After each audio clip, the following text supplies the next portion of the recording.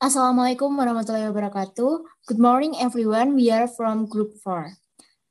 Before we begin our presentation today, let us to introduce our group members. First is Septian Dwi Prastyo, and then me, Hesti Amalia Utami, Maika Filiana, Eko Dewi Wulandari, and the last is Yusita Tiara Lutfi. Today, we would like to presentation about a plant disease. And I will begin by explaining what is the definition of plant disease. What is plant disease? Plant disease is a condition where plants are disturbed, but not from pests, but because of fungi, virus, and bacteria, which in the end can also harm humans. Disease plant can be seen clearly due to the cell damage or even cell death in plants. Next. So, how to identify a sick plant?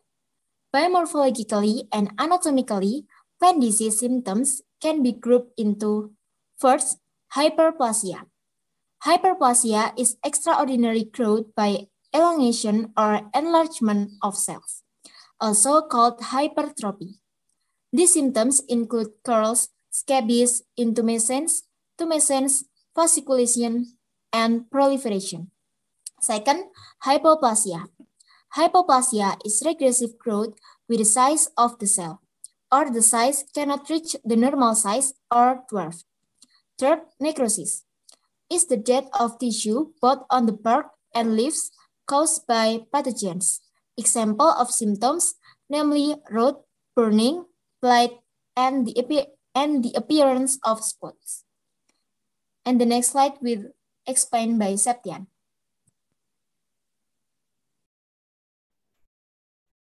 First, plants affected by fungi are characterized by the appearance of micelles. Second, plants that are affected by bacteria are characterized by the appearance of fungus. Third, plant infected penetrate by intermediaries or vectors that can cause mosaic and stone symptoms. Next.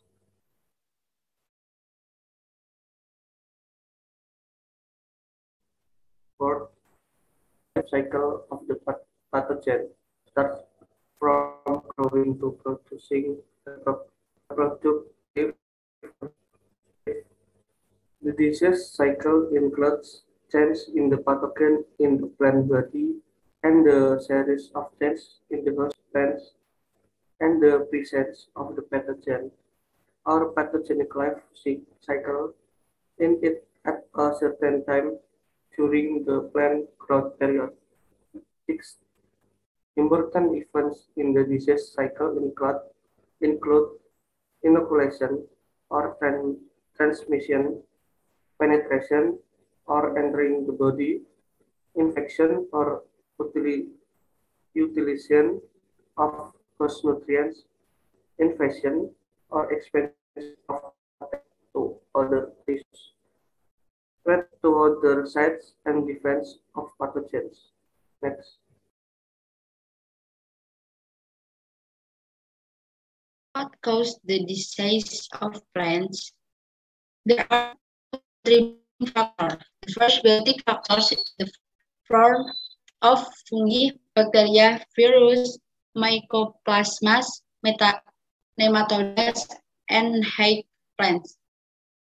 Two abiotic factors such as weather, temperature, mineral, toxic compounds, and the other cause. Triangle of disease is a concept in agricultural science regarding the course of a plant's disease, which is caused by three factors, namely host, pathogen, and environmental factors. The first, host or plants. If the plant has a good immune system, the potential for disease is lower. This is strongly influenced by plants' genetics, food intake obtained by plants, and others. Second, pathogen or disease. Pathogen available in the cropping environment will accept plant growth if the number of inoculum or inoculum type of pathogen and level of virulence of the pathogen is adapted. 3. The environment that support the growth of pathogens includes environmental temperature, humidity, soil acidity, and microorganisms present in the environment.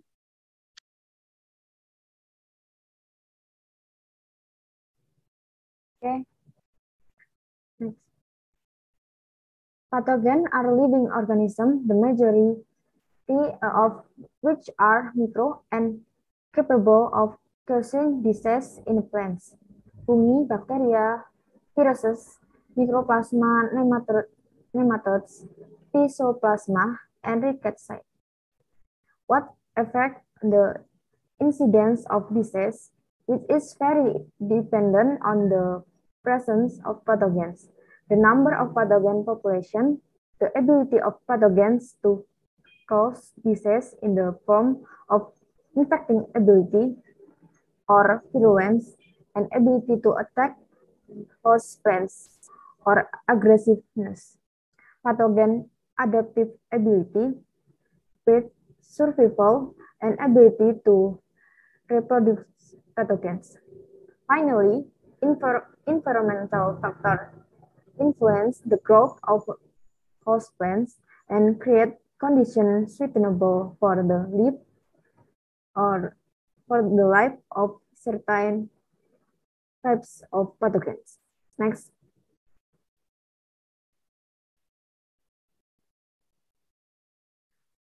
Koch's postulates. Koch postulates or Henle postulate are criteria formulated by Robert Koch in 1884 and published in 1890. Koch's postulates were developed in the 19th century as a general guide for identifying pathogens that can be isolated by certain techniques. Koch took advance in laboratory methods and determined the criteria needed to prove that a specific microbe was the cause of particular disease. These criteria are known as Koch's postulate.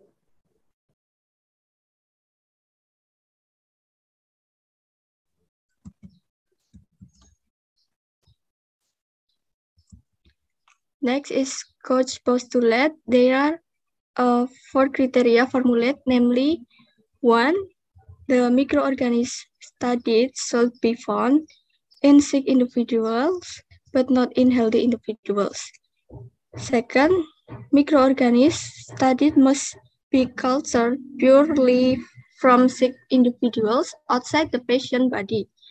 Third, inoculation of healthy individuals can culture microorganisms outside the body must be able to cause disease in healthy individuals. And fourth, the same microorganisms can be obtainable from diseased individuals after inoculation, and the microorganisms can be cultured again as pure cultures outside the body.